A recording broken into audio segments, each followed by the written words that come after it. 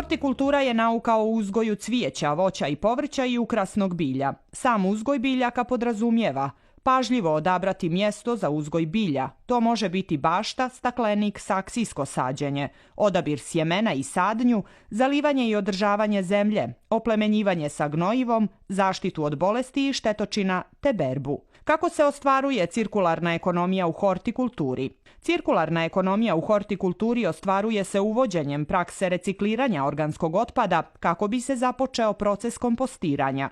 Za kompostiranje, odnosno za proces stvaranja organskog gnojiva, može poslužiti biljni otpad, suvo lišće, pokošena trava, ostaci određenog voća i povrća kao i drugi biološki razgradivi materijali, vrećice od čaja, papir, karton, talog od kafe, trska, pilotina, kore od jaja itd. Kompostiranje se započinje na određenom mjestu. To mogu biti drvena odlagališta, razne posude, ali i zemljana udubljenja.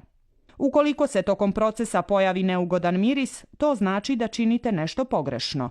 Osnovno pravilo je red zelenog i red kafenog otpada. S vremena na vrijeme potrebno je promiješati sadržaj. Ukoliko je kompost suv, trebalo bi dodati vodu radi održavanja vlažnosti.